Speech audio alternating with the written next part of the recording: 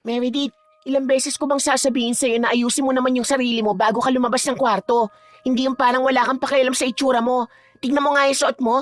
Parang minadali lang yung pag-aayos mo. Pareho lang naman tayong papasok sa school. Bakit ako nag-e-effort tapos ikaw parang okay na sa kahit na ano? Hindi mo ba naiisip na kambal tayo? Nadadamay ako sa kung paano ka manamit eh. Nakakahiya kaya minsan. Lalo na pag may nakakakita sa atin na magkasama tapos ganun ka.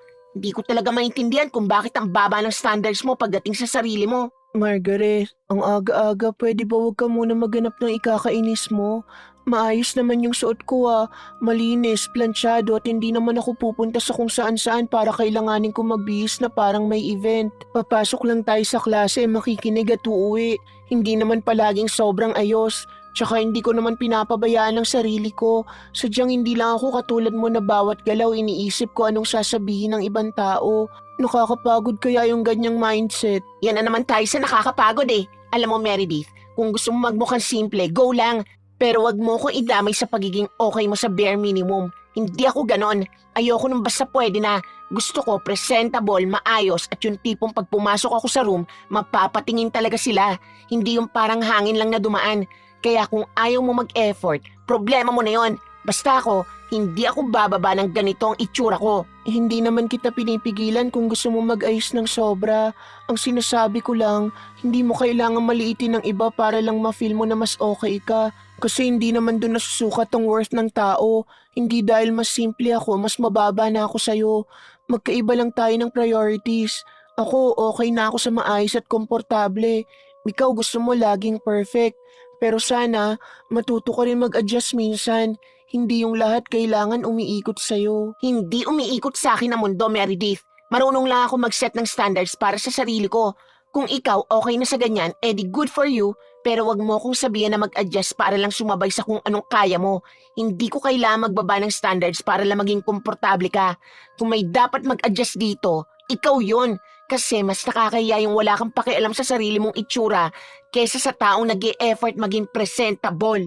Tahimik na napabuntong hininga si Meredith habang kinuha ang bag niya. Hindi na bago ang ganitong eksena sa umaga. Halos araw-araw may masasabi si Margaret sa suot niya, sa ayos niya at kahit sa simpleng bagay. Sanay na siya ngunit hindi ibig sabihin nun, hindi siya napapagod. Bumaba siya ng hagdan at iniwan si Margaret na abala pa rin sa pag-aayos sa harap ng salamin. Sa baba, may nakahain ng ilang almusal sa mesa. Nasa kusina pa ang kanilang ina na si Laura, habang ang ama naman nila ay tahimik na nagkakape at nagbabasa ng dyaryo. Maya-maya'y bumaba na rin si Margaret at pumwesto na. Ma'am, bakit parang ang tagal ng breakfast ko? Kanina pa ako naghihintay sa taas tapos pagdating ko dito hindi pa rin kumpleto. Alam mo namang ayoko minabadali yung pagkain ko kasi nasisira ang lasa. Sana man lang sinigurado mo na ready na lahat bago mo kami tawagin. Ang hirap kasi pag ganito eh. Parang hindi pinag-iisipan yung timing. Late na nga kami tapos ganito pa. Nakaka-stress lang sa umaga. Anak, kakahain ko lang. Mainit pa yan, umupo ka muna. Gusto mo ba ng juice o tubig? Ihahabol ko na yung kulang. Hindi na dapat tinatanong yan, ma'am. Alam mo naman na juice ang iniinom ko tuwing umaga. Ilang taon na ba tayo magkakasama? Parang hindi mo pa rin kabisado yung routine ko. Tsaka sana next time kumpleto na agad. Nakakawala ng gana na ganito na kailangan ko pa maghintay. Hindi naman tayo nagtitipid sa pagkain para tipirin ang effort sa paghahanda eh. Ma, ako okay na ako. Kakain ako kahit anong meron. Margaret, pwede ba tumahimik ka muna at kumain na lang? Ang aga-aga puro reklamo ka na agad. Hindi ba pwede magpasalamat muna tayo na may pagkain tayo? Hindi naman kulang yung hinain ni Mama. Nadadagdagan lang. Hindi kailangan gawing issue ang lahat ng bagay. Of course, sasabihin mo yan kasi wala kang pakialam kung anong kinakain mo. Ako meron. Hindi ako sanay sa basta na lang. Kung may standard ako sa sarili ko, pati sa pagkain ganun din. Hindi ko kayang kumain ng parang wala lang. Kaya kung gusto mong tanggapin lahat ng basta ibigay sa'yo, go lang. Pero wag mo kong pilitin maging katulad mo. Tahimik lang si Laura habang inaayos ang baso ng juice ni Margaret. Halatang pinipigilan lang niyang sarili niyang magsalita. Ayaw niyang masira ang umaga. Ngunit ramdam niya ang bigat ng tono ng anak. Pagkatapos kumain, agad silang lumabas at sumakay sa kotse. Tahimik ang biyahe, subalit halata ang tensyon. Kuya, paki-adjust naman yung aircon oh. Parang hindi malamig eh. Ang init sa likod, nakakairita. Hindi ako makapag-relax ng ganito. Sa susunod, check niyo muna maigi bago kami makasakay ha. Hindi yung mapapansin ko pa tsaka lang aayusin. Basic na bagay na nga lang, hindi pa magawa na maayos. Okay naman yung lamig ah. Baka nasanay ka lang sa sobrang lamig. Pwede ka naman magtiis ng konti, hindi naman tayo ganun katagal sa biyahe. Hindi naman kailangan laging perfect lahat ng bagay. Yan ka na naman, kaya hindi ka nag-i-improve eh. Sanay ka sa sakto lang. Ako hindi. Ayoko ng sakto lang. Gusto ko maayos. Hindi naman mahirap yung kung marunong lang magtrabaho ng tama yung mga tao sa paligid. Nakakainis. Kailangan ko pa mag-adjust sa kakulangan ng iba. Hindi lahat ng bagay kontrolado natin. Hindi dahil may gusto ka, susunod agad ang mundo sa'yo. Minsan kailangan mo ring matuto magtiis. Hindi naman lahat ng inconvenience kailangan mong gawing malaking issue eh. Nakakapagod pakinggan yung puro reklamo. Kung napapagod ka, problema mo na yon. Hindi ko kailangan pigilan ng sarili ko magsalita para lang hindi ka mapagod. Kung may mali, sasabihin ko. Ganun lang kasimple. Hindi ako yung tipo na tatahimik na lang kahit hindi ako komportable. Pagdating nila sa universidad, agad silang bumaba. Maraming napatingin sa kanila. Sanay na sila sa ganong eksena. Ay, buti na lang maaga tayo. Ayoko talaga nalilate kasi parang nawawala yung good impression sa akin. Dapat pagpasok pa lang, maayos na agad tingin nila sa atin. Hindi yung naghahabol pa. Nakakababa ng tingin yon. Hindi naman lahat pinapansin sa'yo. Yung iba pumapasok lang para matuto, hindi para magpakitang gilas. Minsan mas okay pa nga yung low-key lang eh, yung walang iniintinding i-maintain. Of course, sinasabi mo yan kasi hindi ka sanay sa attention. Ako sanay ako eh, at alam ko kung paano i-handle yon. Hindi yung yabang, awareness yon. Alam ko kung anong image ko, kaya inaalagaan ko. Hindi naman masama mag-alaga ng image. Pero sana hindi mo nakakalimutan kung paano makitungo sa tao. Kasi kahit gaano ka pa kaayos, kung pangit ang ugali mo, wala rin yun sa huli. Opinion mo yan, pero hanggang ngayon wala pa namang naapektuhan sa akin. So I think I'm doing just fine. Lumipas ang ilang oras ng klase. Nang matapos, sabay silang umuwi. Pagdating sa bahay ay kakaiba ang katahimikan. Bakit parang ang tahimik? Nasaan kaya si Dad? Usually nandito na yan sa sala pag ganitong oras ah. Ma, nandito na po kami. May nangyari ba? Mga anak, maupo muna kayo. Kailangan ko kayong kausapin. Bakit parang ang bigat ng aura mo, ma'am? Nakakakaba naman. Ano ba nangyari? Ma'am, please sabihin mo na kinakabahan ako. Na-aksidente ang daddy niyo. Nasa ospital siya ngayon at critical ang lagay niya. Ha? Sandali lang. Hindi ko pa rin ma-process yung sinasabi mo. Paano nangyari ang aksidente? Kanina lang maayos pa si Dada. Saka saan? May bumangga ba sa kanya o siya'y nakabangga? Bakit parang ang bilis ng lahat? Hay, ayoko yung ganitong bitin kasi mas lalo ko na-stress. Kung gaano kalala, sabihin mo na agad para alam ko kung anong dapat i-expect pagdating natin dun. Ayoko yung mabibigla na lang ako. Tsaka sana naman hindi ganong kagrabe na tipong hindi na siya makakakilala o kung ano man. Hindi ko talaga kaya yung ganong eksena. Lalo na sa ospital na alam mong hindi naman comfortable yung paligid, ma'am. Mga anak, kumalma muna kayo. Na-aksidente siya habang pauwi galing opisina. May truck na nawalan ng preno tapos siya yung nadamay. Mabuti na lang at nadala agad siya sa ospital pero hindi siya nagigising hanggang ngayon. Maraming pasa at may tama rin sa ulo kaya kailangan siyang i-monitor ng maigi. Hindi pa malinaw kung kailan siya magigising o kung gaano katagal ang gamutan. Kaya kailangan natin maging matatag. Hindi pwedeng sabay-sabay tayo magpanik ngayon. Kailangan din natin magdasal. Ma, pumunta po tayo doon. Hindi ko kaya maghintay dito habang hindi ko siya nakikita. Kahit anong itsura niya ngayon, gusto ko makita si Dad. Kasi baka kailangan niya tayo. Kahit hindi siya gising, gusto ko maramdaman niyang nandito kami. Hindi ako mapapakali hanggat hindi ko siya nahahawakan o nakikita ng personal. Please, Ma'am, bilisan na natin kasi hindi ko na kaya yung ganitong pakiramdam. Pupunta naman talaga tayo pero sana naman, Ma'am, sabihin mo na kung anong klaseng room siya. Private ba? Kasi kung hindi, medyo mahihirapan ako doon. Hindi ko kasi kaya yung masikip eh. Yung maingay at kung saan-saan lang nakahiga yung mga tao. Alam mo naman yun eh, hindi ako sanay sa ganun.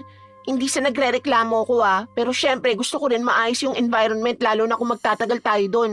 Hindi naman siguro masama kung isipin din natin yung comfort kahit papano. Napailing na lang si Meredith sa sinabi ni Margaret. May masama na nga nangyari, nakukuha pa rin itong magreklamo. Ilang minuto pa, mabilis silang sumakay ng sasakyan. Halatang nagmamadali si Laura habang paulit-ulit na tinitingnan ang oras sa kanyang cellphone. Si Meredith, tahimik na nanginginig. Yakap ang sarili habang pinipilit pakalmahin ang dibdib na parang sasabog na sa kaba. Samantalang si Margaret, kahit tahimik at halatang hindi mapakali, iba ang dahilan. Paminsan-minsan, tinitingnan niya ang sarili sa salamin ng sasakyan. Inaayos ang buhok at pinupunasan ng pawis sa noo na parang mas iniisip pa ang itsura kaysa sa pupuntahan nila. Grabing init sa loob ng sasakyan. Pwede ba palakasan pa yung aircon? Hindi ako makahinga na maayos eh. Parang mas lalo akong kinakabahan. Alam niyo naman na pag hindi ako komportable, mas lalo akong naiirita. Sana naman inaayos muna natin yung ganito bago umalis kasi dagdag stress lang eh. Hindi ko alam kung ako lang pero sobrang bigat na nga ng sitwasyon tapos ganito pa yung pakiramdam ko sa paligid. Parang wala man lang akong mahawakan na kahit konting comfort. Margaret, kahit sandali lang pwede ba wag mo munang isipin yung ganyan?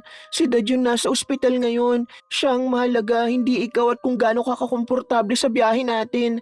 Naiintindihan ko na sanay ka sa maayos, pero hindi ngayon ang oras para unahin yun. Kung naiirita ka, isipin mo na lang kung gaano kahirap ang pinagdadaanan ni Dad ngayon. Baka nga hindi niya na maramdaman kung malamig o mainit eh. Tapos tayo dito nagrereklamo pa sa ganitong bagay. Hindi ko naman sinasabi na mas importante to kaysa kay Dad. Ang sa akin lang, hindi ko rin makontrol yung nararamdaman ko. Pag hindi ako okay sa paligid ko, mas lalo ako nagiging anxious. Hindi naman ako bato na biglang magiging kalmado lang dahil may emergency. Iba-iba tayo ng paraan ng pag-handle ng stress. Kung ikaw kaya mong kalmahin sarili mo agad, good for you. Ako hindi ganun kadali eh. Kaya sana intindi mo rin ako kahit papano. Mga anak, sana unahin natin yung daddy nyo ngayon. Konting tiis lang muna. Pagdating natin sa ospital, doon na natin haharapin lahat. Hindi pa natin alam kung anong eksaktong kalagayan niya kaya mas kailangan natin maghanda. Ayoko na pagdating doon mag-aaway pa kayo o may maririnig pa akong reklamo. Kailangan niya tayo ngayon. Hindi yun dadagdagan pa natin ang bigat ng sitwasyon. Sorry ma'am, hindi ko na rin kasi mapigilan ng sarili ko. Natatakot lang talaga ako. Hindi ko alam kung ano nga abutan natin pagdating doon. Sana okay pa siya. Sana may chance pa siyang gumaling. Yun lang talagang iniisip ko ngayon. Kahit anong mangyari, gusto ko lang na nandun tayo para sa kanya. Kahit na hindi niya tayo marinig, gusto ko maramdaman niya na hindi siya nag-iisa. Pagdating nila sa ospital, agad silang bumaba. Bumungad sa kanilang amoy ng disinfectant. Ingay ng mga tao at ang magulong galaw sa paligid. May mga pasyente, bantay at nurse na abala sa kani-kanilang ginagawa.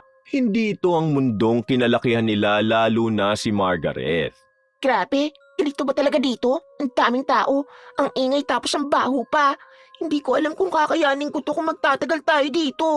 Parang ang sikip ng paligid at hindi ka makagalaw na maayos. Ganito ba ang ospital na pinagdalang kay Dad?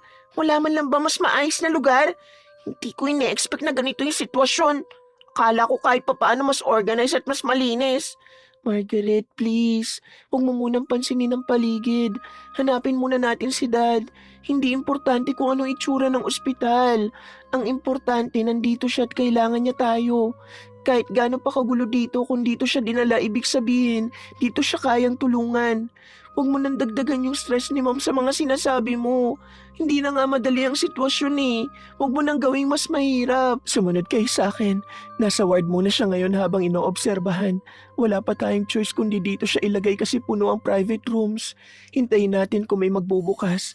Pero sa ngayon, kailangan muna nating tanggapin kung nasan siya. Ang mahalaga, nababantayan siya ng maayos at natutugunan ng kailangan niyang gamutan. Ward? Ibig sabihin hindi siya mag-isa? Ma'am, hindi pwede yun. Paano kung maingay? Paano kung hindi malinis? Hindi ako kampante sa ganun lalo na kung critical yung lagay niya. Dapat nga mas inaasikaso siya na maayos. Tapos ilalagay lang siya sa ganitong setup. Hindi ko alam kung okay ba to eh. Parang ang hirap tanggapin na ganitong kalagayan niya ngayon. Ay, mas kailangan natin siyang puntahan kaysa pag-usapan kung saan siya naka-admit. Hindi mo ba naiisip na mas kailangan niya tayo ngayon kaysa sa kung anong klase ng kwartong kinalalagyan niya?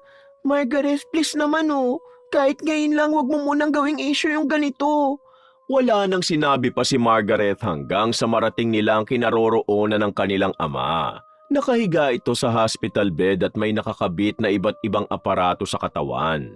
Doon nila nakita na malala nga ang natamo nito sa aksidente. Dad, nandito na kami. Ako to si Meredith.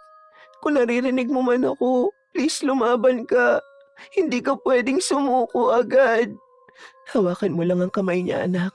Kahit hindi siya gumagalaw, ramdam niya yan. Kailangan niyang maramdaman na hindi siya nag-iisa sa laban na to. Hindi ko alam kung lalapit ba ako o hindi. Parang ang hirap tanggapin ang nakikita ko. Hindi ako sanay na ganito si Daddy. Margaret, lapit ka lang. Dad pa rin natin yan.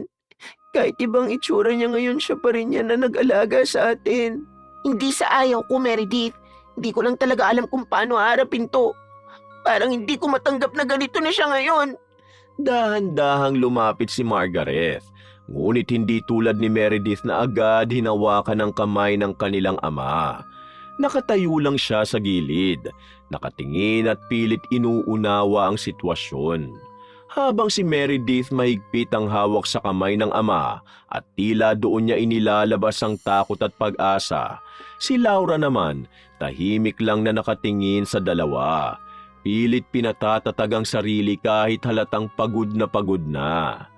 Ilang sandali pa, dumating ang doktor upang kausapin sila.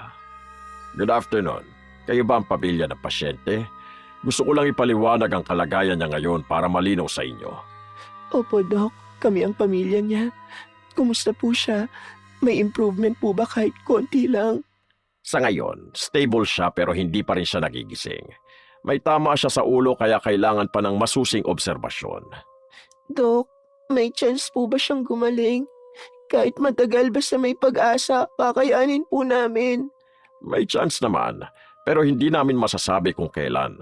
Posibleng matagalan at kakailanganin ng tuloy-tuloy na gamutan. Tumahimik ang paligid matapos magsalita ang doktor. Ramdam ang bigat ng bawat salita. Hindi lang kalusugan ang nakataya kundi oras, lakas, at higit sa lahat, pera. Doc, kung ganun po katagal ang gamutan, magkano po ang aabutin? Kailangan po ba agad maglabas ng malaking halaga? Margaret, hindi yan ang dapat mo unahin ngayon. Kalagayan ng daddy mo ang mas importante kaysa sa gastos. Hindi ko naman sinasabi na mas importante yon. Ang sa akin lang, kailangan din natin maging realistic. Hindi biro ang ganitong sitwasyon. Kakayanin natin to. Huwag mo munang isipin yung pera. Basta mag-focus tayo kay Dad at sa recovery niya. Basta maghanda na lang po kayo. May initial bills na po at posibleng madagdagan habang tumatagal ang gamutan. Pagkaalis ng doktor, tila mas bumigat ang hangin sa paligid. Hindi na lang kalusugan ang problema kundi kung paano nila haharapin ang gastos na kaakibat nito. Kailangan kong asikasuhin ang mga papeles bukas. May mga kailangan akong kausapin sa kumpanya ng daddy niyo. Ma'am, tutulungan po kita. Kahit pa paano may maitutulong na ako. Hindi kita pababayaan sa ganitong sitwasyon. Ma'am, sigurado ka bang kaya mong hawakan ng kumpanya? Alam mo naman na hindi biro ang pinapasok mo. Wala na akong choice, anak. Kung hindi ko gagawin, lalo lang tayong malulubog. Kailangan kong matuto kahit mahirap. Kaya mo po yan, ma'am. Hindi ka nag-iisa. Nandito kami para suportahan ka sa lahat ng kailangan mong gawin. Napaupo si Laura sa tabi ng kama. Hawak ang noo na parang sinusubukang buuin ang sarili. Ngayon pa lang, ramdam na niya ang bigat ng responsibilidad na kailangang pasanin. Samantala, si Margaret nakatayo pa rin, nakatingin sa paligid ng ward, sa ibang pasyente, at sa simpleng setup na malayong malayo sa nakasanayan niyang buhay. Ma'am, hindi ba pwedeng ilipat si Dad sa mas maayos na kwarto? Parang hindi kasi siya komportable dito. Hindi pa natin kaya, anak. Puno pang private rooms at kailangan natin magtipid kahit papano. Pero ma'am, critical siya. Dapat mas maayos ang kalagayan niya. Hindi yung ganito na ang daming tao sa paligid. Ang sa akin lang, gusto ko lang na mas maayos ang kondisyon niya kahit papano. Tahimik naman ang mga sumunod na minuto. Sa gitna ng ward, ramdam ang agwat ng dalawang mundo. Ang mundong kinagisna nila at ang mundong kailangan na nilang harapin ngayon. Sa unang pagkakataon, nagsisimula ng mabasag ang perpektong buhay na nakasanayan nila. At hindi pa nila alam na simula pa lang yon. Lumipas ang ilang araw. Mga anak, pasensya na kung madalas akong wala nitong mga nakaraang araw ha. Kailangan kong tutukan ng kumpanya ng daddy niyo para hindi tuluyang bumagsak. Okay lang po, ma'am. Naiintindihan po namin. Mas importante ngayon na maayos ang negosyo at tuloy-tuloy yung panggastos natin sa ospital. Pero ma'am, parang napapansin ko na lagi kang pagod at wala ka ng oras sa bahay. Sigurado ka bang kaya mong i-handle lahat mag-isa? Hindi ko rin alam kung kaya ko, anak. Pero wala nga akong choice. Kailangan kong matuto kahit hindi ako handa sa ganitong responsibilidad. Kaya mo yan, ma'am. Hindi man agad-agad matututunan mo rin. Nandito lang kami para suportahan ka kahit papano. Halata ang pagod sa mukha ni Laura habang nakaupo sa sala. Hindi na ito ang dating kalmadong ina na laging may oras para sa pamilya. Ngayon, madalas siyang tahimik at parang may iniisip palagi. Kahit nasa bahay siya, ramdam niya na wala ang isip niya ron. Si Meredith naman ay tahimik lang na nagmamasid. Habang si Margaret nagsisimula ng mainip sa unti-unting pagbabago sa paligid. Hanggang isang araw, Sir, pasensya na po kung marami akong tanong. Hindi ko pa kabisado ang lahat ng proseso dito sa kumpanya kaya kailangan ko pong maintindihan ng maayos. Walang problema, Ma'am Laura. Nandito naman ako para tulungan kayo. Ako na ang bahala sa ibang detalye para hindi kayo mahirapan. Maraming salamat. Malaking tulong po talaga ito lalo na sa sitwasyon namin ngayon. Magtiwala lang po kayo. May mga papeles lang pong kailangan pirmahan para maayos natin ang daloy ng operasyon. Kung makakatulong po yun, pipirmahan ko. Kailangan nating ituloy ang negosyo para sa pamilya ko. sa bawat dokumentong nilalapag sa harap ni Laura, unti-unti siyang napapapaniwala na tama ang kanyang ginagawa. Hindi niya napapansin ang mga maliliit na detalye na dapat sana pinagdudahan niya. Dahil na rin sa pagod, takot at kagustuhang maayos ang lahat, mas pinili niyang magtiwala. At sa bawat pirma niya, palapit ng palapit ang tuluyang pagkawala ng kanilang pinaghirapan. Ma'am, bakit parang nabawasan na yung mga pagkain dito sa bahay? Dati ang daming choices ngayon parang basic na lang lagi. Kailangan muna natin magtipid, anak. Malaki ang gastos sa ospital at hindi pa stable ang negosyo. Magtipid agad? Hindi ba pwedeng i-manage na lang na maayos? Hindi naman tayo ganito dati Margaret, obvious naman kung bakit Hindi na tulad ng dati ang sitwasyon natin. Kailangan natin mag-adjust kahit mahirap. Hindi ko lang matanggap na biglang ganito agad. Parang ang bilis ng lahat. Di ko man lang napagandaan. Sa dining table pa lang, ramdam na ang pagbabago. Dati, puno ito ng iba't ibang pagkain. Ngayon ay simple na lang ang nakahain. Hindi ito napapansin ni Meredith dahil mas iniisip niya ang sitwasyon ng kanilang ama. Ngunit si Margaret, bawat pagbabago, parang dagok na sa kanya. Hindi pa niya matanggap na hindi na nila kayang ibigay sa sarili ang mga bagay na dati normal lang para sa kanila. Mga anak, kailangan ko kayong kausapin. May nangyari sa kumpanya na hindi ko inaasahan. Ma'am, ano yun? May problema ba? Sabihin mo lang, kakayanin po natin to. Ano nangyari? Huwag mo sabihin may mas malala pa sa sitwasyon natin ngayon. Yung business partner ng daddy nyo, naloko niya ako. May mga papeles akong napirmahan na hindi ko naintindihan ng buo. Ma'am, ibig po bang sabihin nun, nawalan tayo ng kontrol sa kumpanya? Parang unti-unting bumagsak ang bawat salita sa loob ng bahay. Hindi agad nagsalita si Margaret. Tila pinoproseso pa ang narinig.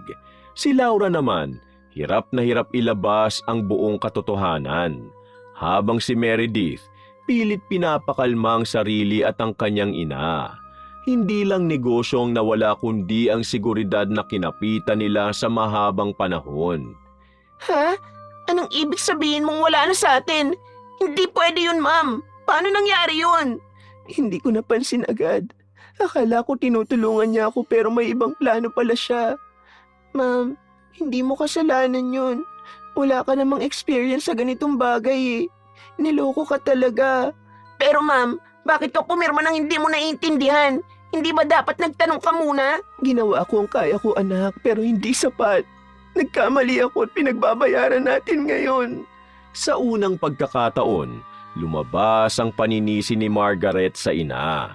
Hindi niya kayang tanggapin agad ang nangyari.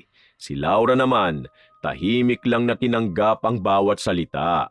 Alam niyang may pagkukulang siya at yun ang mas masakit.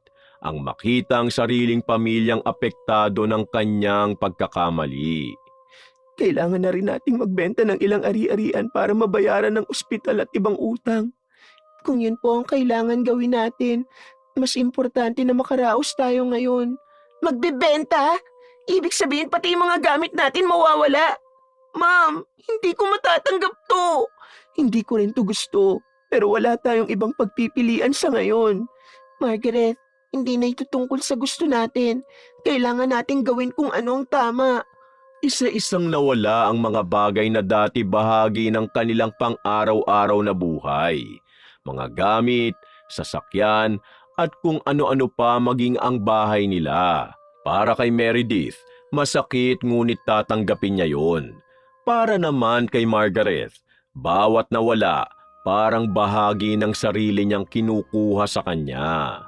Ma'am, hindi ako titira sa ganitong lugar. Ang liit, ang sigip at parang hindi safe. Hindi ito nakasanayan ko. Pasensya na anak, ito na lang ang kaya natin sa ngayon. Kailangan nating mag-adjust. Okay lang po to ma'am. Basta sama-sama tayo, kakayanin natin kahit saan pa tayo mapunta. Hindi! Hindi ganito ang buhay ko, Meredith. Hindi ako sanay sa ganito at hindi ko alam kung paano ako mag-a-adjust. Wala na tayong choice anak. Hindi na tulad ng dati ang buhay natin ngayon. Kaya magtiis muna tayo. Sa pagpasok nila sa bagong tirahan, doon tuluyang naramdaman ni Margaret ang pagbagsak. Malayo ito sa nakasanayan niyang buhay. Simpleng lugar, walang luho, walang espasyo para sa dating komportable niyang galaw. Si Meredith, tahimik na nag-aayos ng gamit, habang si Margaret, nakatayo lang at tila nawawala sa sarili. Mga anak, may isa pa akong sasabihin. Dahil sa sitwasyon natin ngayon, kailangan ko kayong ilipat sa public university. Okay lang po, ma'am. Kahit saan mag-aaral pa rin kami ng maayos. Hindi! Hindi pwede yun! Hindi ako papasok sa ganong school! Hindi ko kaya! Wala na tayong ibang magagawa. Kailangan nating tanggapin kung anong meron tayo ngayon, mga anak. Margaret, please. Subukan mo munang tanggapin. Hindi pa ito ang katapusan ng lahat. Doon, tuluyang bumigay ang mundo ni Margaret. Hindi na ito simpleng pagbabago. Ito ay isang buhay na hindi niya kailanman inisip na mararanasan niya. Subalit wala pa rin siyang nagawa nang pumasok na sila sa bagong eskwelahan na nilipatan nila. Hindi pa rin ako makapaniwala na dito na tayo papasok. Ang daming tao, ang ingay, at parang walang kaayusan ng paligid. Hindi ako sanay sa ganito. Ganito talaga pag public university. Maraming estudyante at iba-ibang background. Kailangan lang natin mag-adjust kahit mahirap sa simula. Hindi to simpleng adjustment lang, Meredith. Parang ibang mundo talaga eh. Kahit saan ako tumingin parang hindi ako belong dito. Hindi naman kailangan agad-agad eh. Bigyan mo lang ng oras. Hindi naman lahat ng bagay kailangan komportable ka agad bago mo tanggapin. Madali lang sabihin yan kung okay ka sa ganito. Ako hindi eh. Hindi ako sanay na ganito ang paligid ko araw-araw. Kakairita. Pagpasok pa lang nila sa campus, ramdam na agad ang malaking kaibahan. Hindi ito katulad ng dati nilang universidad na malinis, tahimik at maayos ang bawat sulok. Dito, maingay, masikip at puno ng estudyante. May mga nag-uusap, naglalakad at nagmamadali. Para kay Meredith, normal lang ito. Ngunit kay Margaret, bawat detalye parang mali sa paningin niya. Maging ang pagsakay sa jeep ay ginawa niyang issue. Seriously? Sasakay tayo dito? Ang daming tao, siksikan tapos ang init-init pa. Hindi ko kaya yung ganito na halos dikit-dikit na kayo. Wala tayong choice. Wala na tayong sasakyan eh. Kaya kailangan nating sumakay ng jeep. Ganito na talaga ang routine natin ngayon. Hindi ako sanay makipagsiksikan ng ganito. Parang wala man lang personal space. Nakakairita at ang dami pang amoy na halo-halo. Buti pa kaninang umaga nakapag-taxi tayo. Magtiis ka muna. Hindi naman tayo forever nandito eh. Kailangan lang nating dumaan sa ganito habang inaayos pa ang sitwasyon natin. Hindi ko alam kung paano mo natitiis to. Ako parang bawat minuto dito gusto ko nang bumaba at umuwi na lang. Sa loob ng jeep, pilit iniiwasan ni Margaret ang sarili na dumikit sa iba. Nakataas ang kamay, iniipit ang bag sa katawan at halatang naiilang sa bawat galaw ng mga tao. Si Meredith naman, tahimik lang, sanay na sa sitwasyon. Paminsan-minsay sinusulyapan niya ang kakambal, ngunit hindi na nagsasalita. Alam niyang kahit anong sabihin niya, hindi agad magbabago ang pananaw ni Margaret. Pagbaba sa babaan, nagpasya si Meredith na kumain muna sila sa karinderya at nagugutom na siya. Hindi talaga ako kakain dito.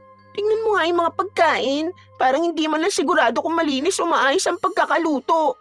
Okay naman yan. Marami nang kumakain dito at mukhang okay naman sila. Hindi naman siguro sila babalik kung hindi maayos ang pagkain. Hindi porkit kumakain sila, ibig sabihin safe na. Iba-iba tayo ng standards pagdating sa pagkain, no? Hindi ko kayang i-risk yan.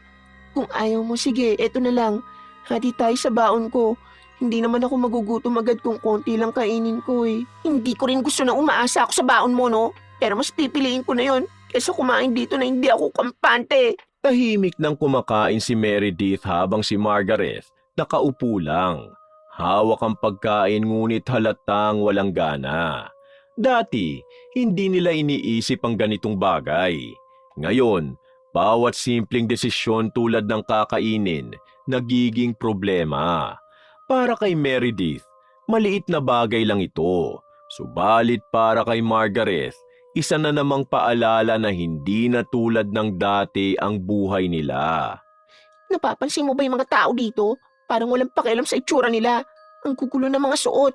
Hindi man lang maayos tignan. Iba-iba lang talaga ang tao. Hindi lahat pare-pareho ng priorities.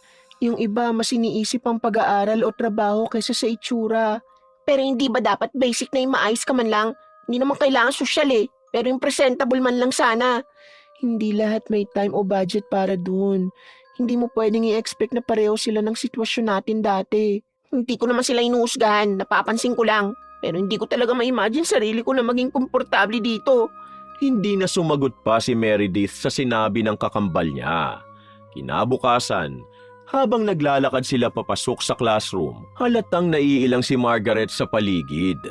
May mga estudyanteng nakaupo sa sahig, may nagkukwentuhan ng malakas, at may iba na tila walang pakialam sa nangyayari sa paligid.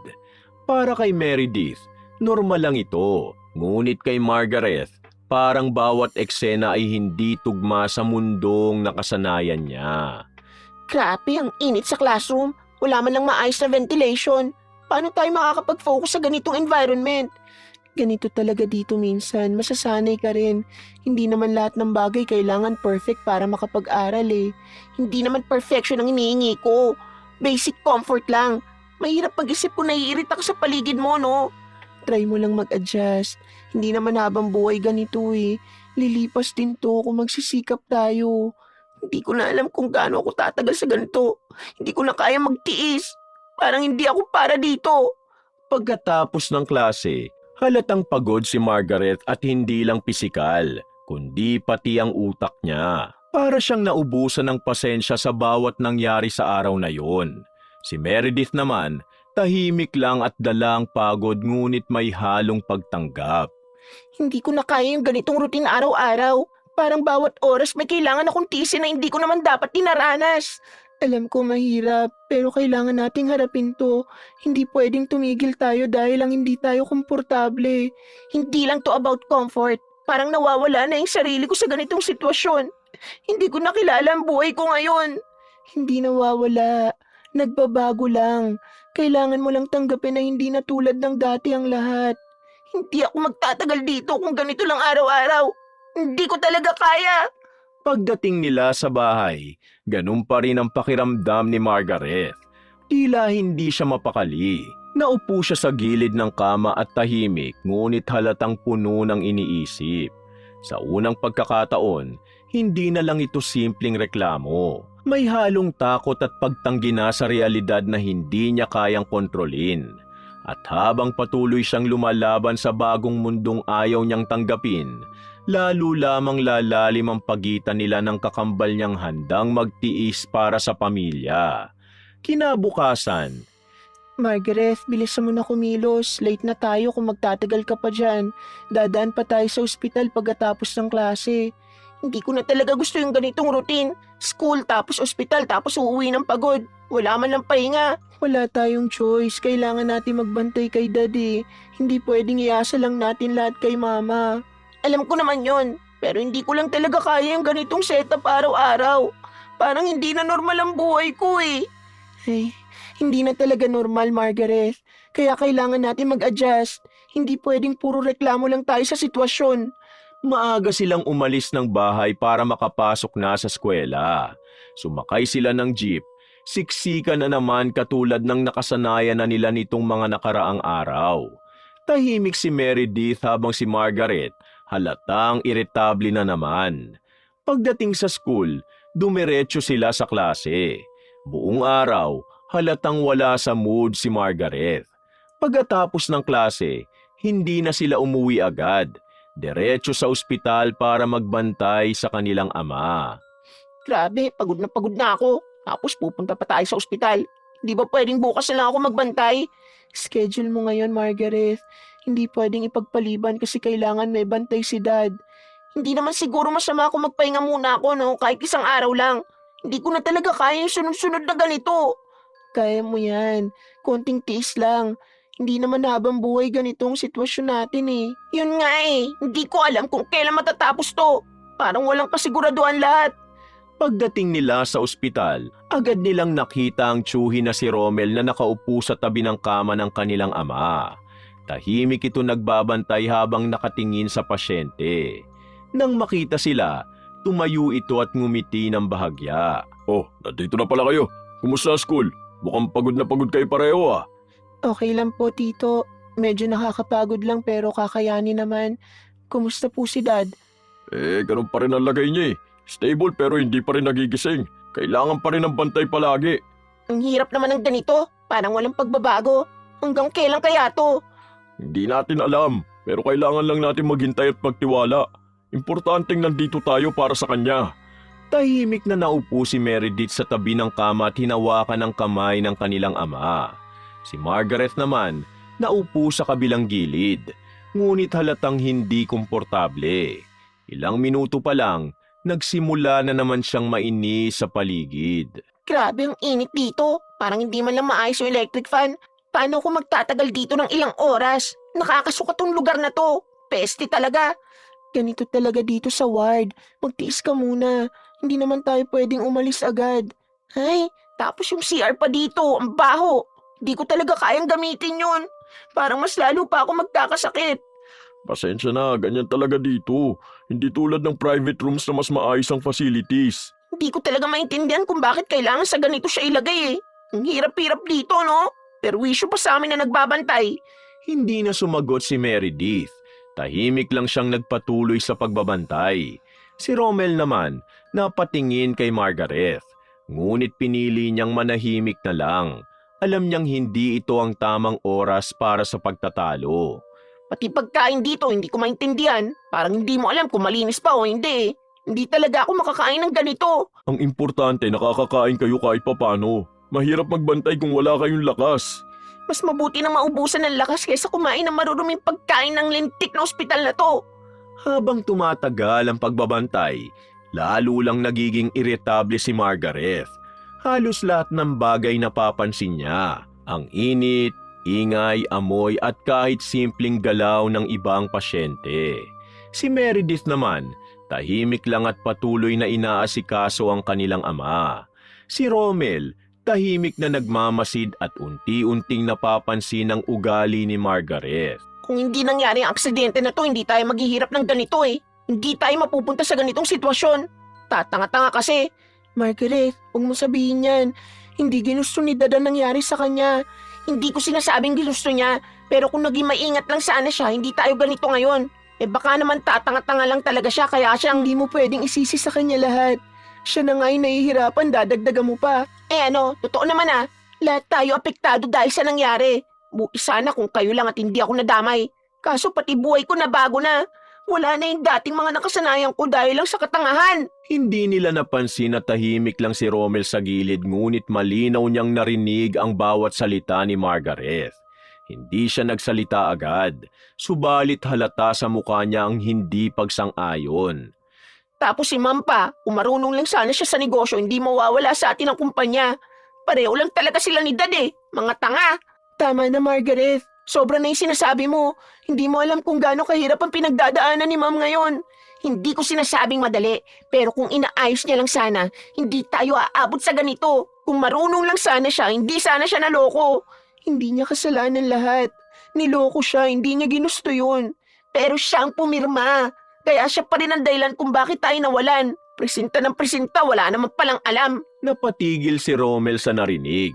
Hindi na ito simpleng reklamo kundi paninisi na. Tahimik siyang tumayo at pilit pinipigilan ng sarili na magsalita. Hindi niya kayang sagutin si Margaret sa harap ni Meredith. Ngunit ramdam niya ang galit na unti-unting nabubuo sa loob niya. Mauna na ako. Kayo na muna magbantay dito. Kaya asikasuhin lang ako sa labas. Sige po, Tito. Salamat po sa pagbabantay kay Dad. Magpahinga din kayo kung kaya nyo. Mahirap magbantay kung pagod. Opo, Tito. Ingat po. Paglabas ni Rommel ng ward, hindi niya maiwasang isipin ang mga narinig niya. Hindi niya inaasahan na ganun magsalita si Margaret lalo na sa sariling magulang. Habang naglalakad siya palabas ng ospital, mas lalo niyang naalala ang kabutihan ng kanyang bayaw sa kanila noon. At sa isip-isip niya, unti-unting nabuo ang isang desisyon. Hindi niya pa alam kung paano ngunit alam niyang kailangan ng matuto si Margaret. Sandy, may kailangan ako sabihin sa'yo. Hindi ko na kayang kingpimin ang narinig ko kanina kay Margaret sa ospital Ha? Ano yun? Bakit parang ang bigat ng mukha mo? May nangyari ba sa ospital na hindi mo nasabi agad? Hindi tungkol sa kalagayan ng bayaw ko. Tungkol to kay Margaret. Narinig ko kung paano niya sisihin ang sariling ama at pati si Laura. Ano? Sinisisi niya si Laura? Sa ganitong sitwasyon? Hindi ba niya nakikita kung gaano naghihirap ang kapatid ko ngayon? Hindi lang yun. Sinabi pa niya na kung marunong lang daw si Laura, hindi sila mawawala ng kumpanya. Parang wala siyang pakialam sa pinagdaanan nila. At pati yung sarili niyang ama sinisisi niya sa aksidenteng nangyari. Habang nakikinig ang asawang si Sandy, unti-unting nagbago ang ekspresyon nito. Mula sa pagtataka, naging galit hanggang sa tuluyang mapuno ang emosyon. Hindi ko matanggap yung naririnig ko sa'yo. Sa dami na sakripisyo ni Laura, yun pang masasabi ng sarili niyang anak. Kaya nga hindi ako agad nagsalita Ayokong lumala pa yung sitwasyon sa ospital. Pero hindi tama yung ganong ugali. Hindi na talaga tama. Hindi na yan simpleng kaartehan. Iba na yan. Wala na siyang respeto kahit sa sarili niyang magulang. Alam ko, pero bata pa siya Baka naman dala lang ng galit at hirap sa sitwasyon. Hindi excuse yun, Rommel. Kahit gaano kahirap ang sitwasyon, hindi mo dapat sisihin ang mga taong nagsasakripisyo para sa'yo. Napaupo si Sandy habang pinipigilan ng galit. Hindi niya matanggap na ganun magsalita si Margaret lalo na sa kapatid niyang si Laura na halos hindi na nagpapahinga para lang maitaguyod ang pamilya. Para sa kanya, hindi na ito simpleng ugali. Kailangan na itong maitama bago pa tuluyang lumala. Hindi pwedeng hayaan lang natin siya. Kung ganito siya ngayon, lalo lang lalalayan habang tumatagal. Anong gagawin natin? Hindi naman pwedeng pagalitan lang siya. Baka lalo lang siya magrebelde. Hindi sapat ang salita sa ganitong klaseng ugali. Kailangan siyang maturuan ng leksyon. Sandy, parang hindi ko gusto yung iniisip mo Kung yun lang ang paraan para matuto siya, oo. Hindi ko kayang panoorin na sinasaktan niya si Laura ng ganon. Natahimik si Rommel. Alam niya kung saan papunta ang usapan. Kilala niya ang kanyang ama na si Tatay Sulpicio. Alam niyang hindi basta-basta ang gagawin kapag lumapit sila rito. Hindi ito laro at hindi ito simpleng pananakot. Sandy, sigurado ka ba sa gusto mo mangyari? Kilala mo si tatay. Hindi siya basta-basta papayag sa ganito. Alam ko, pero kailangan kong subukan. Hindi ko kayang pabayaan si Laura habang ginaganon siya ng sarili niyang anak. May kapalit ang ganitong sitwasyon.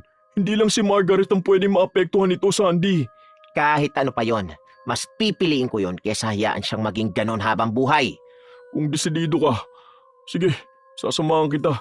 Pero sana alam natin ang pinapasok natin Kinabukasan, magkasama nilang pinuntahan si Tatay Sulpicio, isang matandang lalaki na tahimik lang sa isang simpleng bahay sa probinsya. Hindi ito basta-basta nagsasalita, ngunit ramdam ang bigat ng presensya nito. Hindi siya mukhang nakakatakot pero may kakaibang katahimikan na hindi madaling ipaliwanag. Romel, anak, anong kailangan niyo sa akin? Hindi kayo basta pupunta dito kung wala kayong sadya. May problema po, Tay. Tungkol po ito sa ugali ng pamangkin ni Sandy. Lumalala na po at nasasaktan na ang mga tao sa paligid niya. Ugali? At dito kayo pumunta para doon? Parang hindi ko gusto ang balak niyong hingin. Hindi na po ito simpleng ugali lang. Sinasaktan na niya ang sarili niyang magulang sa salita at asal niya, Tay. Alam niyo ba na hindi biro ito? Hindi laro ang barang. Hindi yan ginagamit para lang magturo ng simpleng leksyon. Tahimik na nagkatinginan sina Sandy at Romel. Alam nilang hindi ito magiging madali. Ngunit hindi umatras si Sandy. Tay, hindi na po simple ang sitwasyon. Kung pababayaan siya, lalo lang siyang magiging masama sa mga taong nagmamahal sa kanya. Hindi namin gusto na may mangyari masama sa kanya. Gusto lang namin siyang matuto kahit na sa masakit na paraan. At kapag nagsimula ako, hindi agad yun basta matatapos. May kapalit ang bawat ginagawa ko at alam niyo yan. Tinatanggap ko po ang kapalit.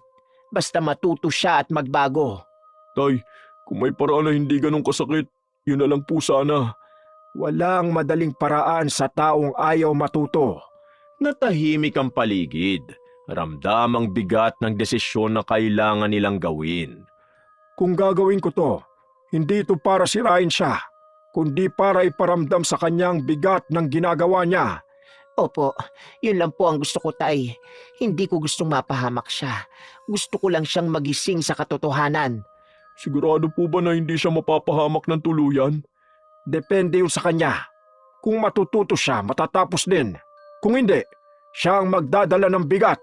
Nakahanda po ako sa desisyong to. Kailangan niya talagang matuto. Kapag nagsimula to, hindi na agad mapipigilan. Sa katahimikan ng maliit na bahay, nagsimula ang isang desisyon na magbabago sa buhay ni Margaret. Hindi pa niya alam ngunit ang bawat salita at asal niya may katumbas na parating. At sa pagkakataong ito, hindi na simpleng reklamo o galit ang kapalit, kundi sakit na hindi niya kayang takasan.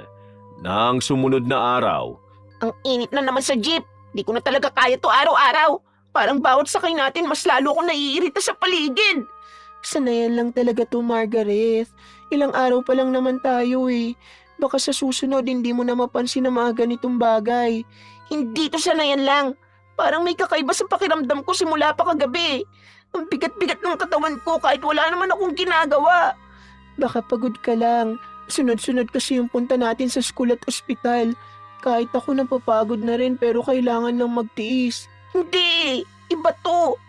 Parang may gumagapang sa balat ko kagabi. Hindi ako makatulog na maayos dahil doon. maaga silang bumiyahe papuntang eskwela. Tulad ng nakasanayan nitong mga nakaraang araw, pareho silang pagod ngunit mas halata kay Margaret ang pagkairita. Hindi niya maipaliwanag ang pakiramdam. Hindi ito simpleng pagod lang. May kakaiba sa katawan niya na hindi niya maintindihan. Si Meredith naman, tahimik lang ngunit nagsisimula na rin siyang magtaka sa ikinikilos ng kakambal. Napapansin ko kanina ka pa kamot ng kamot sa braso mo. Makatiba o may kagat ka lang siguro ng insekto. Hindi makatilang. Parang may gumagalaw nga sa ilalim ng balat ko. Hindi ko na mapaliwanag pero hindi na talaga ako komportable sa pakiramdam ko. Baka iniisip mo lang masyado. Minsan kasi pag pagod nagiging sensitive tayo sa katawan natin. Hindi ako nag-i-imagine, Meredith. Ramdam ko talaga. Parang may kung anong gumagapang na hindi ko makita. O sige, mamaya tignan natin kung may pamumula o kung ano. Baka simpleng irritation lang yan. Pagdating nila sa classroom, pilit na tumutok si Margaret sa klase. Ngunit hindi siya mapakali. Paminsan-minsan, hinihimas niya ang braso niya. Minsan ang leeg at minsan ang likod. Tila ba may hinahanap siyang makati. Napapansin na ito ni Meredith ngunit hindi pa siya nagsasalita ulit. Iniisip niyang baka pagod lang talaga ang dahilan. Hindi ako makapag-concentrate. Parang umiikot ang ulo ko tapos ang bigat pa ng katawan ko. Hindi ko maintindihan kung ano nangyayari sa akin. Lumabas muna tayo sandali. Baka kailangan mo lang ng hangin. Hindi ka na makapag-focus sa loob eh. Hindi ko rin alam kung lalabas ako o magtitiis na lang eh. Parang kahit anong gawin ko hindi nawawala yung pakiramdam na to. Mas okay na lumabas muna kaysa pilitin mong sarili mo. Baka lalo ka lang mahirapan kung magstay ka dyan. O sige, sandali lang ha. Hindi ko na talaga kaya magpanggap na okay ako habang ganitong pakiramdam ko eh. Ang sama-sama na talaga ng pakiramdam ko. Lumabas sila ng klase at pumwesto sa upuan sa labas. Huminga ng malalim si Margaret, ngunit hindi pa rin nawawala ang kakaibang pakiramdam. Sa halip, tila mas lumalala pa habang tumatagal. Para bang may kumikirot sa ilalim ng balat niya na hindi niya maabot. Tignan ko nga ang braso mo. Kanina ka pa nagrereklamo dyan. Baka may pantalo kagat na hindi mo lang napansin. Sandali! Bakit parang may pasa dito? Hindi ko naman natatandaan na may nabangga ako. Nasaktan ako ah. Oo nga, parang may marka. Pero ang weird. Hindi naman siya mukhang normal na pasa. Masakit siya pag hinahawakan. Parang bigla na lang lumabas. Hindi ko alam kung saan galing. Baka mamaya may iba ka pang maramdaman. Kailangan na yata nating ipacheck to kung hindi mawala. Tinitigan ni Margaret ang maliit na markang lumitaw sa braso niya. Hindi ito malaki, ngunit sapat na para kabahan siya. Hindi niya matandaan kung saan niya nakuha yun. Tila bakusa lang itong lumabas. Aray, teka. Oh, bakit? Ano nangyari sa'yo? Bakit parang nasaktan ka bigla? Hindi ko alam. Parang may kumikirot din bigla sa braso ko eh. Huwag mo sabihin na pareho tayo. Hindi ko rin maintindihan. Hindi naman ako nasaktan. Pero parang may kirot na dumaan lang saglit. Mas lalo tuloy akong kinakabahan eh. Bakit parang pati ikaw nadadamay? Nagkatinginan silang dalawa na parehong naguguluhan. Hindi nila maipaliwanag kung bakit pareho silang nakakaramdam ng kakaiba. Sa unang pagkakataon, hindi lang si Margaret ang apektado. Pag-uwi nila sa bahay, hindi pa rin nawawala ang kakaibang pakiramdam. Sa halip, mas lalo pa itong lumala habang tumatagal. Hindi makatulog si Margaret. Pabaling-baling sa higaan habang si Meredith naman, tahimik lang ngunit halatang meron ding iniinda. Kinabukasan, Hindi na ako nakatulog kagabi. Parang buong katawan ko masakit. Tapos yung pakiramdam ko na may gumagapang hindi talaga nawawala. Mas lumala pa nga eh. Ano kaya nangyayari sa akin? Ganon din ako eh. Bakit pakiramdam ko hindi na ito simpleng pagod lang? Tignan mo nga to. Dumami yung mga pasa ko. Wala naman akong ginagawa para magkaganito. Hindi na talaga normal. Meron din sa akin. Hindi ko napansin kagabi pero parang may mga marka na rin ako sa braso ko. parehong mabigat ang katawan ng kambal. Halata sa kanilang dalawang pagod at puyat. Si Margaret, mas lalong iritable at hindi mapakali. Si Meredith naman tahimik lang ngunit halatang nahihirapan na rin. Hindi na nila kayang baliwalain ang nangyayari. Habang tumatagal, mas lalong nagiging malinaw na hindi ito simpleng sakit o pagod lamang. Parang hindi naman na to ordinaryong sakit, Meredith. Oo nga, delikado kung hindi natin susubukan magpatingin. Kailangan nating malaman kung ano to habang maaga pa. Nagpasya silang dumaan muna sa ospital bago pumasok sa eskwela. Habang naghihintay, tahimik lang silang dalawa. Halatang parehong kinakabahan sa posibleng malaman. Ngunit nang matapos ang check-up, wala ring malinaw na sagot ang doktor. Lahat ng resulta ay normal, kahit halata sa kanilang katawan ng kakaibang mga marka. Wala kaming nakikitang abnormal sa results nyo. Normal naman ang mga test sa inyo, pero kapag lumala ang pakiramdam nyo, bumalik kayo agad. Pero Dok, may mga pasa at sugat na lumalabas kahit wala namang kaming ginagawa. Hindi po ba dapat may dahilan yun? Minsan may mga ganitong cases na hindi agad makita ang sanhi. Bantayan nyo na lang muna at iwasan ang pagod. Hindi po ito simpleng pagod eh. Ramdam namin na may mali talaga. Parang may nangyayari sa loob ng katawan namin. Kung ganon, mas lalo nyong obserbahan. Bumalik kayo kung mas lalala pa ang kondisyon nyo. Lumabas silang dalawa ng ospital na walang malinaw na sagot. Mas lalo lamang nadagdagan ang takot ni Margaret. Kung walang paliwanag ang doktor, ibig sabihin mas malalim ang dahilan ng nararamdaman nila. Nang mga sumunod na araw, Hindi ko na talaga kaya to. Araw-araw mas lumalala. Hindi ko alam kung anong ginawa ko para mangyari to. Ang sakit na ng mga sugat ko. Kumalma ka lang. Hindi tayo pwede magpanik. Kailangan natin maging matatag kahit hindi natin naiintindihan to. Hindi ko deserve to eh. Wala naman akong ginagawa masama para maranasan ko to. Hindi nga natin alam ang dahilan pero kung ano man to, kailangan natin itong harapin at hindi takasan. Ang hirap kasi. Ang dating makinis kong balat, tignan mo. Nangingitim na at sugat-sugat na. Ang pangit na tignan. tahimik si Meredith matapos ang sinabi ni Margaret. Sa unang pagkakataon, naramdaman niya ang pagod hindi lang sa katawan kundi pati sa emosyon. Kahit nahihirapan na siya, pinipilit pa rin niyang maging matatag para sa kakambal. Kahit nahihirapan na ako, hindi kita iiwan. Kahit anong mangyari, sabay nating haharapin to. Saka hindi lang naman ikaw ang nakakaranas niyan. Ako rin. Hindi ko alam kung paano mo natitiis lahat. Ako nga halos hindi na makagalaw tapos ikaw nag-aalaga pa rin. Kailangan eh. Wala namang ibang gagawa kung hindi tayo. Hindi pwedeng sumuko tayo pareho. Saka hindi to pwedeng malaman ni Mama at madadagdagan lang ang iisipin niya. Pagod na ako, Meredith. Hindi ko na kaya yung sakit na to araw-araw. Nahihirapan na ako. Ako rin pagod na, pero kailangan pa rin nating lumaban. Hindi pa pwedeng sumuko ngayon. Sa ospital, kahit hirap na gumalaw si Meredith, pinilit niya pa ring alagaan ang kanilang ama. Siya pa rin ang nag-aayos, nagbabantay at nagtsatsaga. Si Margaret naman, nakaupo lang at hawak ang sarili. Ramdam ang sakit sa bawat galaw. Sa unang pagkakataon, nagsimula siyang makaramdam ng takot na hindi niya kayang kontrolin. Samantala, pinanood ni Sandy ang video na kuha ni Romel sa ospital kung saan kitang-kita ang paghihirap ng kambal. Romel, hindi ko na kayang panoorin to. Si Meredith na nahihirapan kahit wala naman siyang kasalanan. Sinabi ko na sa'yo eh, hindi natin kontrolado ang magiging epekto. Hindi lang si Margaret ang pwedeng tamaan. Hindi ito ang gusto ko. Si Margaret ang dapat matuto. Hindi si Meredith ang mahihirapan. Hindi na natin basta mababawi agad to. Nasa gitna na tayo ng ginawa natin.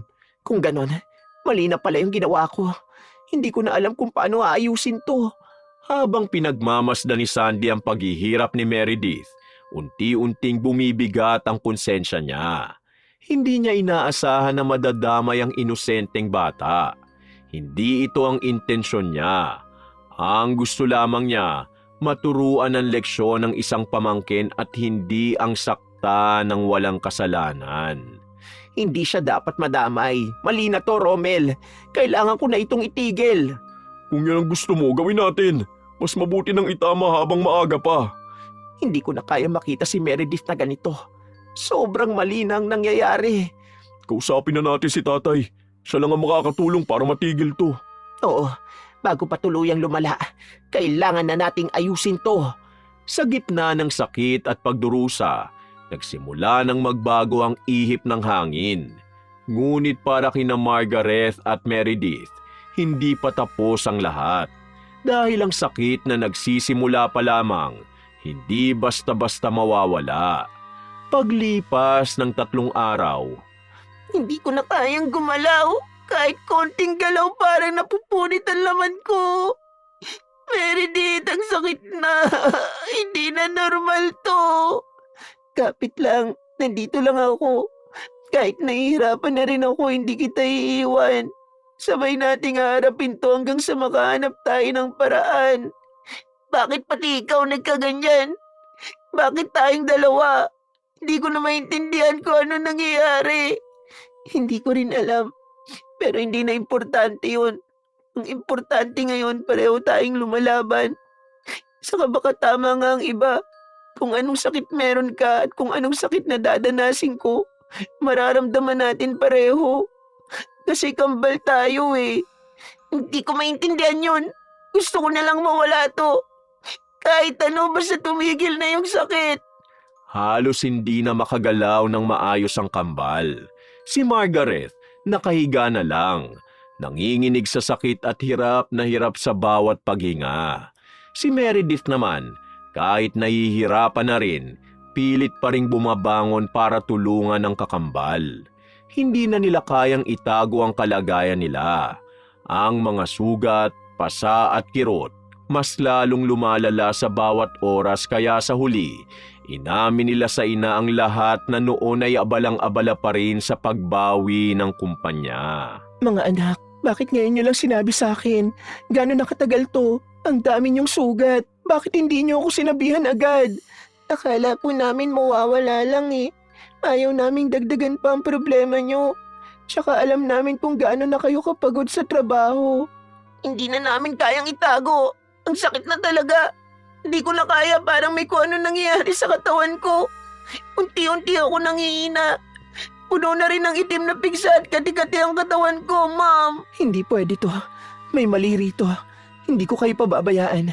Hahanap tayo ng paraan kahit anong mangyari. Ma, kahit sa doktor wala silang makita. Lahat normal daw pero hindi naman ganito ang pakiramdam ng normal.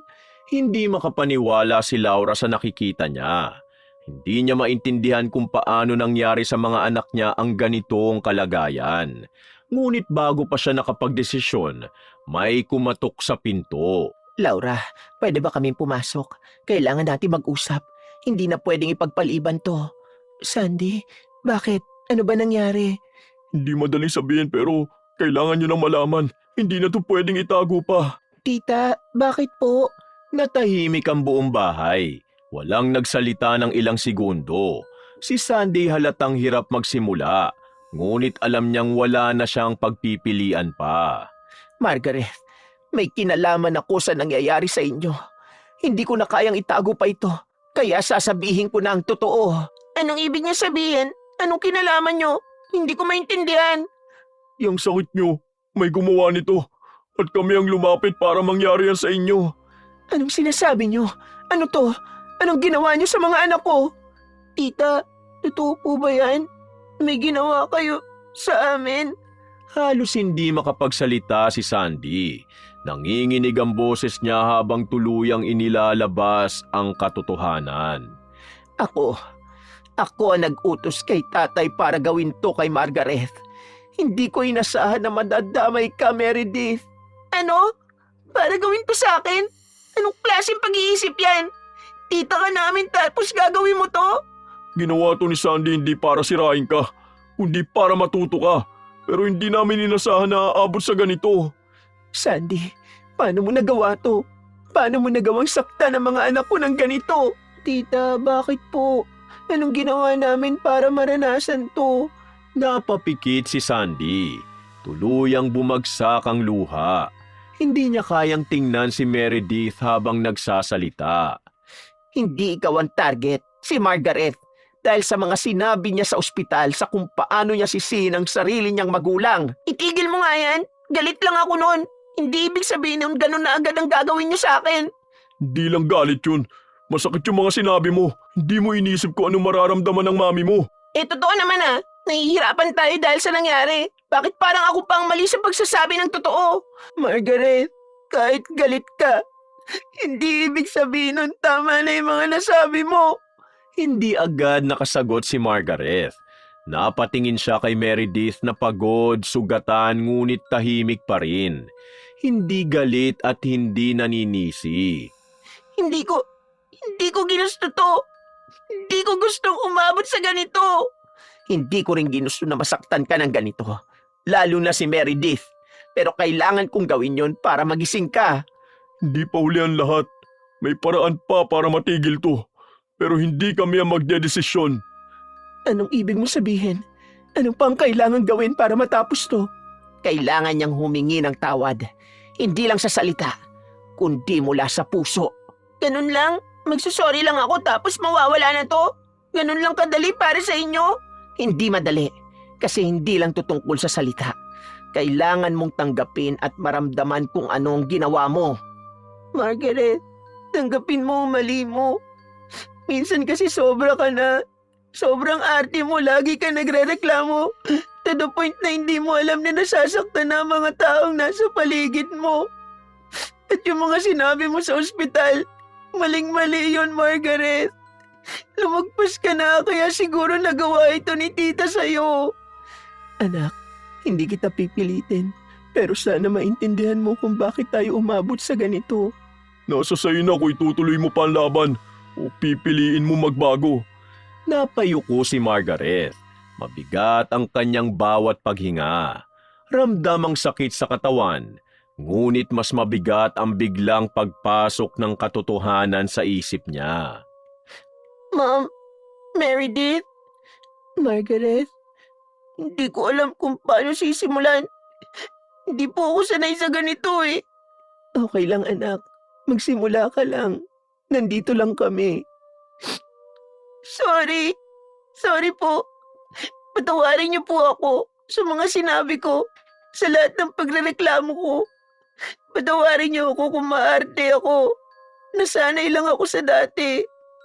Patawarin niyo ako at kung ang pagbabago ko ang susi para lang gumana ulit ang pakiramdam ko. Handa ako magbago. Kahit wag na mawala itong mga sugat-sugat ko sa katawan. Basta gumaan lang ulit ang pakiramdam ko. Kaya please, patawarin niyo ako. Tahimik na bumagsak ang luha ni Margaret. Sa unang pagkakataon, hindi na reklamo ang lumabas sa bibig niya kundi isang salitang matagal niyang hindi kayang sabihin.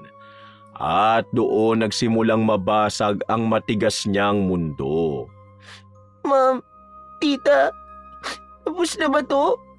Hindi ko na kaya kung babalik pa ang sakit. Parang ubus na ako. Kapit lang. Nararamdaman ko na medyo gumagaan kahit papano. Parang hindi na kasing bigat kagaya kanina.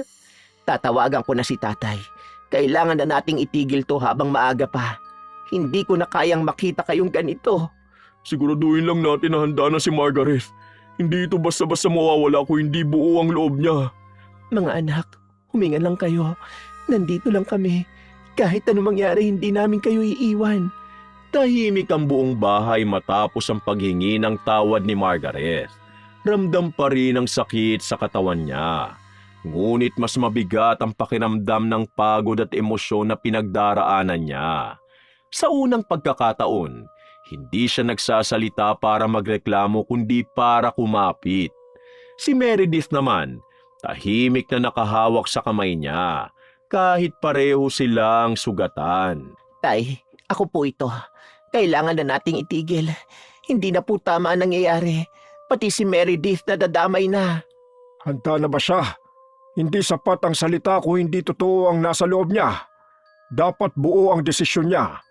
Opo, narinig ko mismo. Hindi na siya yung dati. Ramdam ko na nagsisisi na siya sa lahat.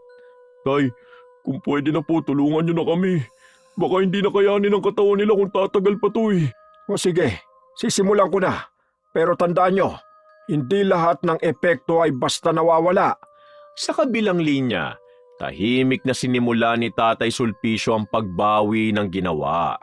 Walang ingay, walang madramang eksena kundi isang tahimik na proseso na ramdam lamang sa unti-unting pagbabago ng pakiramdam ng kambal. Meredith, parang may nawawala. Hindi ko may paliwanag pero gumagaan. Ramdam ko rin, hindi na kasing sakit. Parang unti-unting nawawala ang bigat sa katawan ko. Salamat naman. Unti-unti na kayong gumagaling. Nakikita ko na sa inyo mga anak. Tuloy-tuloy lang. Huwag kayong matakot. Matatapos dito. Magpahinga lang kayo. Hayaan niyo muna mag-adjust ang katawan niyo. Unti-unting nawala ang kirot na matagal nilang tiniis. Ang pakiramdam na parang may gumagapang sa balat, tuluyan nang nawala. Ang mabigat na pakiramdam sa katawan, napalitan ng unti-unting paggaan. Hindi man agad-agad, ngunit ramdam nilang pareho na tapos na ang pinagdaraanan nila. Kinabukasan, mas maayos na ang kalagayan ni Meredith. Nakakagalaw na siya ng normal, at ang mga sugat at pasa niya halos wala na. Tila unti-unti itong naglaho na parang walang nangyari. Ma'am, tignan nyo, wala na yung mga sugat ko. Parang bumalik na sa dati yung balat ko. Salamat sa Diyos. Anak, ayos ka na, wala na talaga. Sabi ko sa inyo matatapos din to. Kumusta ka naman, Margaret? Mas okay na ba ang pakiramdam mo ngayon? Okay na, hindi na masakit, pero Tahimik si Margaret habang dahan-dahang tumayo. Hindi na niya ramdam ang sakit ngunit may kakaiba pa rin. Parang may hindi pa rin bumabalik sa dati. Lumapit siya sa salamin at unti-unti niyang tiningnan ang sarili. At doon siya napatigil. Ma'am, bakit ganito? Bakit hindi nawala? Bakit ganito pa rin yung balat ko? Anak, baka kailangan pa ng panahon. Hindi na ito mawawala. Alam ko yon. Margaret, hindi lahat ng epekto nawawala agad. May mga bagay na naiiwan para ipaalala. Tahimik ang buong bahay. Wala nang sumagot agad. Hindi tulad ng dati. Walang reklamo na lumabas mula kay Margaret. Ganito na talaga. Hindi na babalik sa dati. Margaret, okay lang yan. Hindi naman yun ang mahalaga eh. Hindi. Meredith, ngayon ko lang naiintindihan kung gaano ako kaarte dati. Kung gaano ako ka-ungrateful. Anak, kung ito ang kapalit, tatanggapin ko. Kasi ngayon, natuto na ako. Hindi na niya tinakpan ang sarili. Hindi na niya iniwasan ang salamin. Sa halip, tinignan niya ito ng buo kasama ang lahat ng markang naiwan. Sa unang pagkakataon, hindi niya hinusgahan ang sarili base sa itsura, kundi sa kung sino na siya ngayon. Hindi na ako babalik sa dati. Hindi na ako magiging ganun ulit. Pangako yan. Alam ko nagbago ka na. At proud ako sa'yo dahil dun. Patawarin mo rin ako. Hindi ko ginusto na umabot sa ganito, Margaret. Hindi ko kayo masisisi. Kung hindi dahil dito, baka hindi ako magising. Ang importante, natuto ka na. Yun ang tunay na mahalaga. Tahimik nang umiti si Margaret. Isang ngiti na hindi perpekto, ngunit totoo. Sa kabila ng pinagdaraanan niya, may magandang nangyari. Nagulat sila nang biglang gumalaw ang kamay ng kanilang ama at nagmulat na mga mata. Sa wakas ay nagising na ito at ipinagpasalamat yun ni Margaret at Meredith. Ganon din ang kanilang inang si Laura. Hinihintay na lang nilang lumakas ito at tuluyan nang makarecover. Sa mga sumunod na araw, nagbago ang lahat. Hindi na nagrereklamo si Margaret sa simpleng pagkain. Hindi na siya naiirita sa jeep. Hindi na siya tumitingin sa iba ng may pagmamataas. Hindi man nawala ang marka sa kanyang balat, ngunit doon nagsimula ang tunay niyang pagbabago. Dahil hindi lahat ng sugat nawawala, ngunit minsan, yun mismo ang nagpapaalala kung sino ka dati at kung paano mo binago ang sarili mo ngayon. Wakas!